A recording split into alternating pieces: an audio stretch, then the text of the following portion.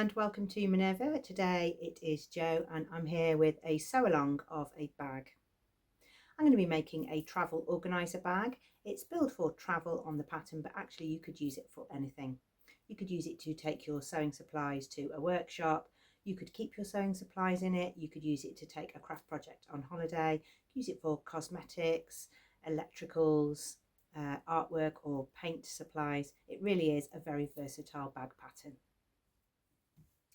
Depending what fabric you choose will depend how you shop for your supplies. So if you use a quilting cotton, a canvas, a laminated cotton or a linen or anything that's quite soft, then you'll need a foam to hold the shape. If you use something thicker like a faux leather or a cork, then you can omit the foam part of the pattern because you'll have enough stability in your fabric. Today I'm using a cotton sateen from the Minerva exclusive range. This one is called Floral Expressions and I really love the print, and I had a little bit left over and it actually doesn't take very much out of fabric. In fact, it used so little fabric that I used the same fabric for the outer and the lining and it completely used the piece up. As with all bag making, shopping for the notions is the bit that can get a little bit complex, so all of the notions and everything that I used to make today's bag will be listed in the description below. I really love bag making. It's a very different discipline to making garments because you really do just follow the instructions exactly as it says with all of the seam allowances and your bag will come together. If you start diverting from the instructions, then you'll find it more difficult to put your bag together because you need to make sure that all the parts that need to be on the inside are on the inside and that all the bits fit together. I really like it for a bit of a no-brainer sewing. If I want to sew, but I don't want anything to be too taxing because I need to do fit or adjustments, then bag making is what I reach for. There are quite a few pieces to the Bette bag, so I'm not going to cut them all out with you. I'm just going to give you some of my top tips for all bag making really when you're cutting out. If you're doing any bag making, either from a pattern from Sallie Tomato or one from Noodlehead, you'll often find that the pieces are mostly rectangle shapes. And the pattern says to mark them out onto the fabric. So you use a ruler and a chalk and you mark directly onto the fabric. You can butt up all the pieces and cut them out. The only thing I'll say about that is I've done it before and I really love the bag, and then I wanted to make the bag again and then I had to do all of that measuring all over again. So what I do when I've got a bag pattern, especially one that shows a lot of promise like this one, is to make templates of all of those measurements. That way I've only ever got to measure all of those dimensions out once. If I make the bag again, great. If I don't, I've measured no more times than if I measured directly onto the fabric. So I've got all of my pattern pieces and I've cut out my fabric. Today I've done a layer of Oddie coat on some of my pieces, and that's a waterproofing gel, and you can find out about that in another video. So you'll see that my fabric is slightly shiny and really quite stiff. The key to bag making is to make sure that all of your pieces are labelled with the correct fabric pieces. So on this one, I have 2 lining pieces and I'm keeping everything together with clips.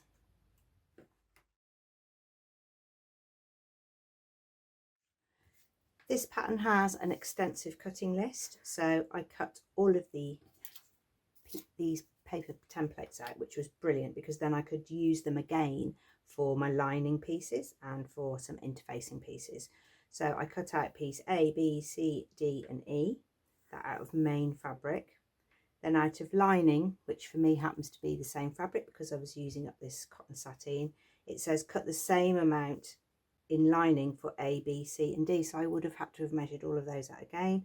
So it was great because I just grabbed my pattern pieces and cut them out again. Then I got to foam, same again, cut foam in A, B, C and D. So I was able to just take piece C and cut it in foam.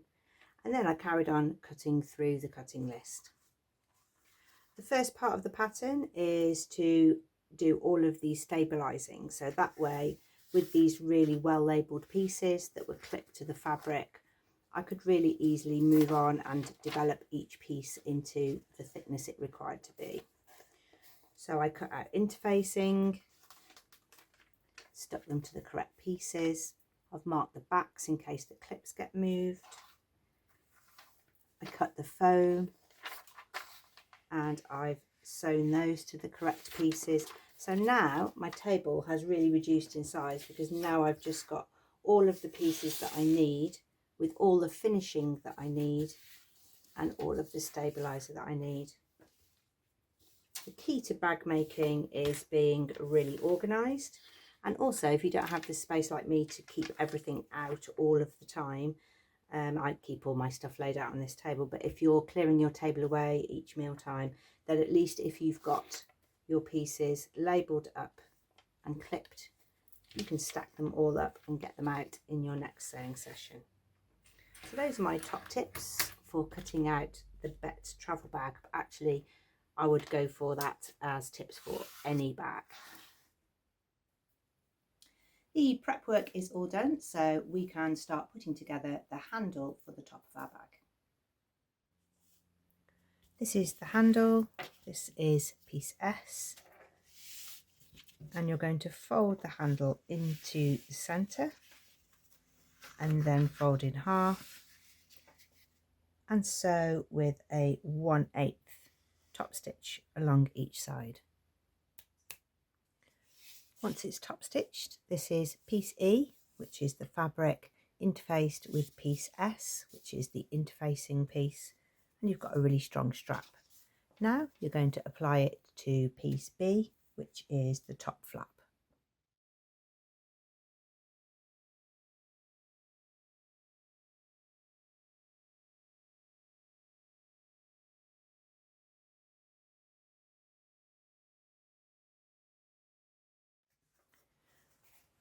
You can put a cross in the corner here. I've just gone backwards and forwards so that when my seam allowance is added, I just have some stripes each end. So that is the top panel B. Next, it's time to make the organisational flap that goes between the lid and the main bag. It's really neatly put together and I really enjoyed making it. It's the organiser pocket and I've cut one, and we're going to finish the top of that with piece Q, which is actually a piece from the cutting list, which is fold over elastic. I'm going to apply the elastic in 2 passes. First of all, I'm going to attach the mesh, then I'm going to fold it over and top stitch. I'm going to use a zigzag stitch so it still retains some stretch. Once you've finished the top with fold over elastic, that will stop the edge fraying when you're putting your hand inside your pocket. Take piece F, which is the lining organiser. You don't want the one that's interfaced, you want the foam one. And you're going to place piece N, your pocket, over that piece and sew around the sides, the bottom and back up to the top. Once this is attached, you're then going to do some marking. So 3.5 inches down from the top, you're going to take a mark, and then you're going to put some marks going horizontally, and these are for the elastic holder. So that's 1/2 inch, 3/4 inch, 3/4 inch, 3/4 inch, 1 inch, 1 inch, 1/2 inch. This pattern is in imperial, so I'm going to continue the commentary with imperial measurements. On the right side of the fabric, take piece P, which is a piece of elastic. It's 9 inches long. You can use fold over elastic, you can use wider elastic, depends what you want to hold in those pieces. I've got a 9-inch offcut here, so I thought it was a good time to use it up. And you're going to pin the elastic just below that mark, but you will need markings along the elastic so that you get some ease and give in that elastic organiser. So here we're going to mark at 1/2 inch, 1.25 inches, 1.25 inches, 1.25 inches, 1.5 inches, 1.5 inches, 1/2 inch, and those are your indicators for where to sew. Now you're going to match up the lines you made on the elastic with the lines you made on the fabric.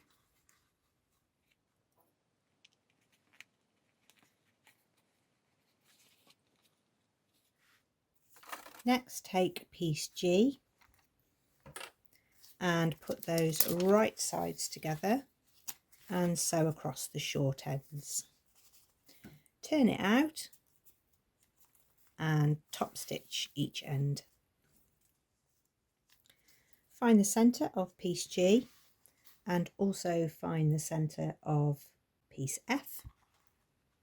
Line them up, clip and baste in place. Next, take a copy of the 2-inch circle template, which is on page 6, and you're going to use that to round off the corners of piece F.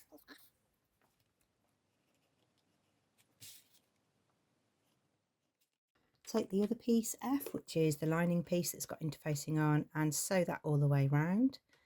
You need to leave a 3-inch turning gap, maybe a little bit more if you've got oddy coat, because it's quite stiff to pull through the gap. To finish the organiser flap, you then top stitch around the outside, and that closes up the gap on the back where you turned the lining and the outer through. This bit attaches as a hinge, got your pocket and your brush holders. We're going to repeat that elastic application and prepare the inner bag lining.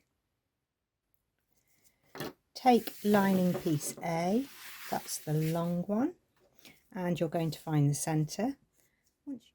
Once you've found the centre, you're going to mark a line from the top 3 inches down, and then we're going to mark points again to put another strap, elasticated strap holder here. Take your piece of elastic, whether that's thick elastic or fold over elastic, and put your markings on here like we did before, match up the marks and pin in place. The elastic goes below your horizontal marked line.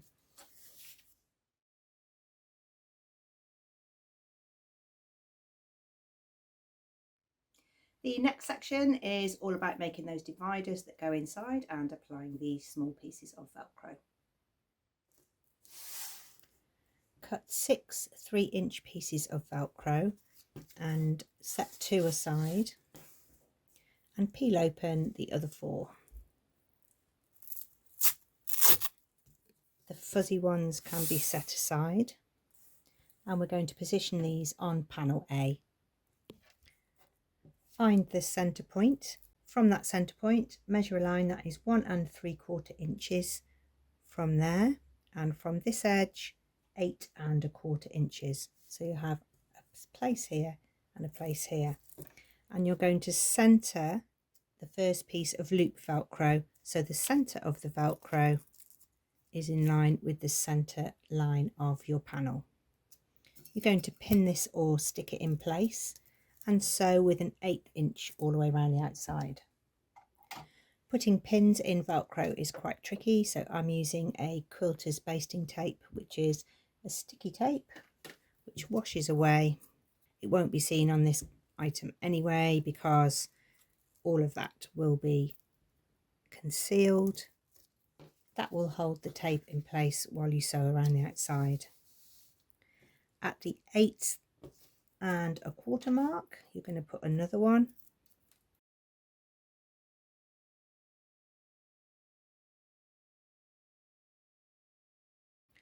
And it will line up with the top of your first one.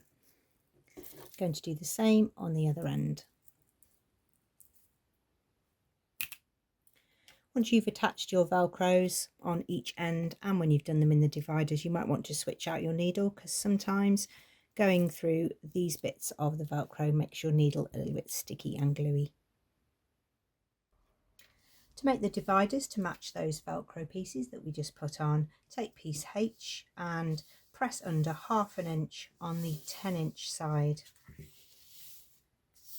This piece looks quite square, but it's 11.5 by 10, and it's the 10-inch edge that you need to press under. You're going to do the same on lining piece I, and again you're going to look for that 10-inch edge, that's the long edge, and press under 1/2 inch.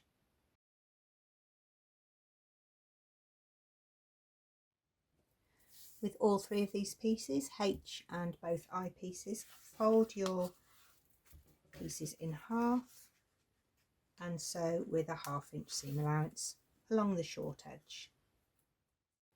Sew across these and turn them the right way out, so you end up with 2 small tubes and 1 large tube. Next you're going to take piece J, which is a foam piece, and this piece J is going to go inside piece H, not the smaller ones, the longer one. Into the smaller ones, which are I, you're going to put K. These are little foam dividers as well, and you centre them so that there's a little flap of the fabric each end.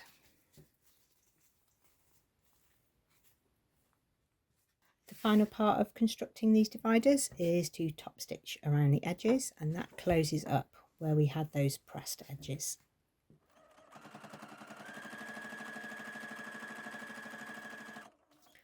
On piece H, which is the longest of those dividers, remember we had 2 more sticks of Velcro, so I'm going to take the fuzzy ones away and put looped ones in position, and these are 3 1/4 inches from the short ends. I'm going to centre my Velcros over those marks, and again I'm going to use the quilter's basting tape.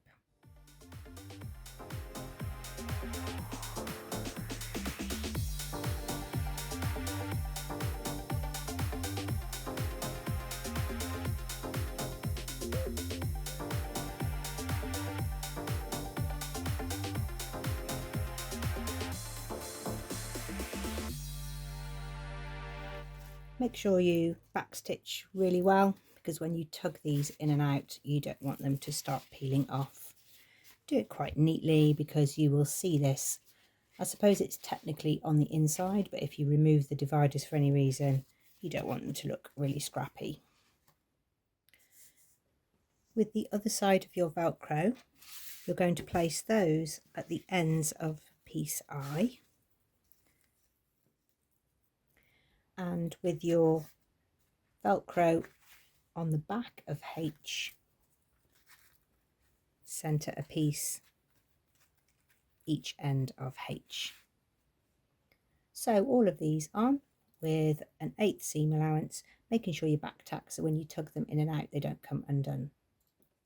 You'll need some zip skills now to make the inside mesh pocket that goes on the inside of the lid. We're going to work on the mesh pocket, so this is piece L, this is the top pocket, and I've marked the centre point, and I've marked the centre point on the zip, and with the zip right side to right side of fabric, going to line up the raw edges of the fabric with the edge of the zipper tape. Sew in place with an adjustable zipper foot or your normal zipper foot.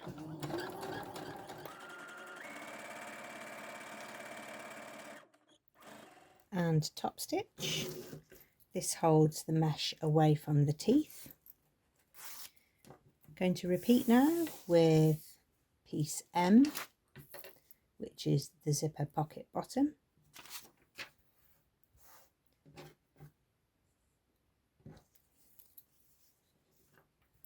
Centering the zip with the centre of the mesh.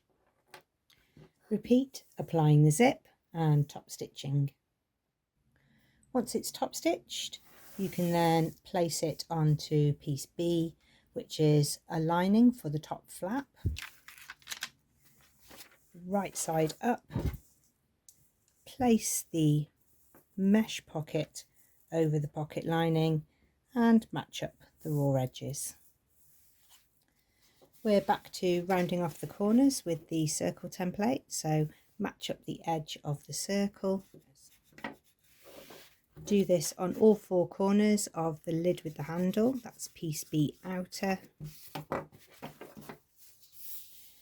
And also the lining piece which you've just put the zip pocket on, which is piece B lining.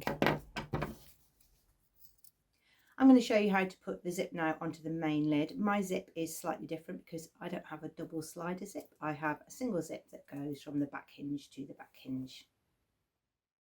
Take piece D, this is the zip extension. I've cut two and they're interfaced. And this is my zip. It's one long zip with metal teeth, and I'm going to cut it off. I've hand sewn across the end to create a zipper stop, so I don't need this bit here. And then I'm going to put the zip extension on the stop end. With right sides together, the fabric's going to go over the zip stop, and the other piece is going to be sandwiched right side together to create a little sandwich. I'm going to sew across here. Just need to be careful I don't bash the sewing machine needle on the teeth. You can top stitch across the end of here if you've got some zip tape ends. I haven't, so I just did a little bit of stitching each side of the zip. It's holding it in place, and then I can repeat for the other end of the zip. It creates a complete loop with the zip extension at the back. This zip can go from hinge to hinge, or you might have the double slider zips. Both of them work with this technique with the zip extension at the back. You're going to centre that zip extension with the centre back of the lid. I'm using clips. Find the centre at the front as well, match that up, and then you can distribute the zip around the edge of the lid. Clips are best here because you can keep manoeuvring the zip around the corners. Make sure there's plenty of ease in those corners and you don't cut those a little bit short.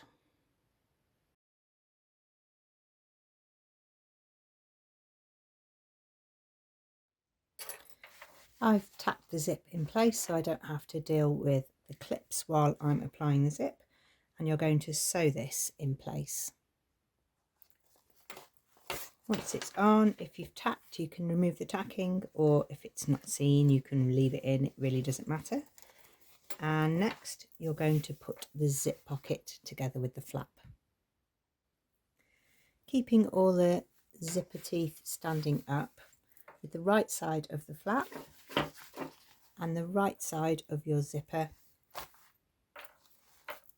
Match up the centre point of the lining with the centre back and clip all these layers together because you've got a lot now. You've got foam, lining, mesh, zip, and you need to leave a 5-inch turning gap, or as much as you can leave to turn out your bag. This will be top stitch closed at the end. Because you can't see where the zip teeth are now, you're going to have to use your fingers to feel around here so that you're just sewing zip tape and you're not hitting the teeth or the zipper pull. I'm going to sew from the wrong side because I can see where my zip seam line is, and I'm going to try and follow exactly into that line as a guide. Once that's top stitched, that will close up the gap you used to turn out the bag. That is the lid complete. We've got all those individual components ready now, so we can assemble the bag. This bit starts to get a little bit tough on your arms and your hands because you're manipulating that foam lined construction and 3D shape. Take piece A, this is the lining one with the Velcro and the little elastic holder on. Fold it in half and sew at 1/2 inch. Take the outer piece A, this one has the foam, and do exactly the same. Sew at 1/2 inch. The bag outer sides are assembled, and now we can look at the base, which is piece C. This has a foam one, which is the outer base, and a lining, which is the inner base, And we're back to the circle, and we're going to curve off the corners.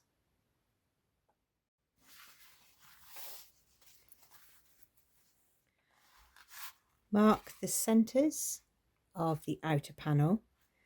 On the outer, the seam will run at the back of your bag.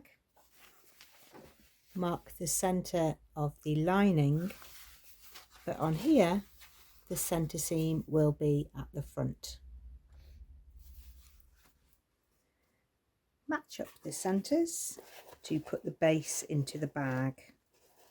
This takes a little bit of time because now you're working with 2 foam pieces. It helps if you depress the corner in, and then you can work that excess fabric around here without getting a ripple when you sew the corner.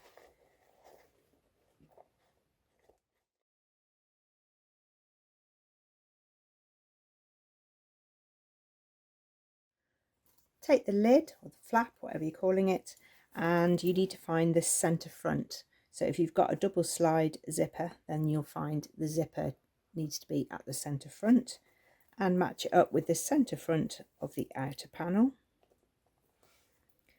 And at the back, which is where the hinge is, find the centre of the back, and that matches up with the back seam of outer panel A. Again, I'm finding it much easier to tack all of that in place so that when I'm working under the machine, I can squash it and move it around without the clips getting in the way.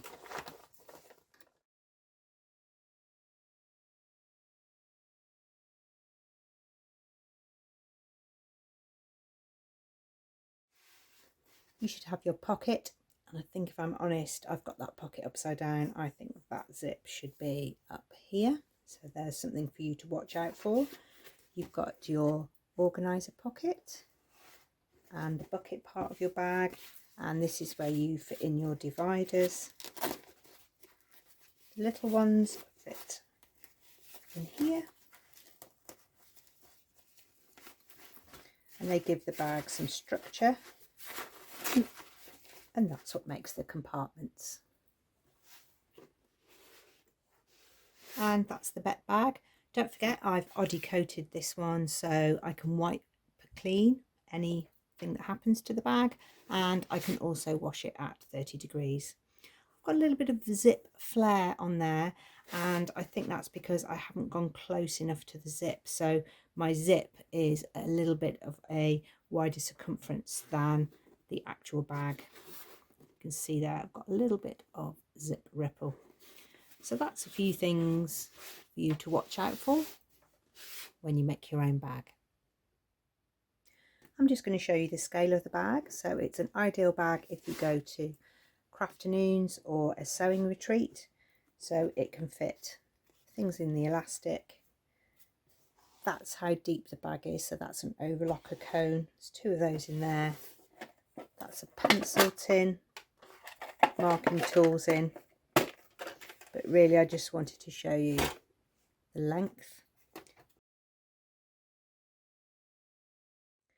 Great for holiday crafting, so if you like to take a craft project on holiday, you can put your pattern in the pocket. Crochet hooks, knitting needles. I've got balls of yarn, I could get 2 in there. That's my other sock that I'm knitting. Stitch markers and more needles, and there's plenty of room for more wool. So it's ideal for a small knitting project, or if you do paper piecing, you can put your fabrics, your templates, you can hand sew some of those while you're on holiday. You might use it as a travel case, so you can put some essentials in the zip pocket, some of your tech that you might want, earphones for a long journey. And just to give you a scale, I've put a paperback book in the bottom, travel adapter, snack, etc. The possibilities are endless. For those that like to ask, today I'm wearing the Frankie Tanky by Vanessa Hansen. It's a really easy top, no fastening, seam down the back, ties at the shoulders, and this one is made in a silky charmeuse satin, and this colourway is called Serene Scales. I absolutely love the colour palette and just that gentle geometric shape. I wear with jeans quite a lot, and I also like it with a little cardigan on top too for when it's a little chillier. I'll list the pattern and the fabric below. Thank you very much for watching. If you have any questions about bag making, then do leave those in the comments below. We've got a few bag making tutorials, but we're happy to investigate anything else. If you want to go and look at the application of the Oddicoat gel, then that's in a separate video. There I can show you how to put the layers on and how to cure them. If there's a specific skill for bag making that you haven't seen, then we're happy to do that. Today we had the handle and the zip, and we had all of those dividers and pocket details. If you'd like to look for a bag pattern, then may I suggest you look up Noodlehead on our website or the Sallie Tomato pattern range.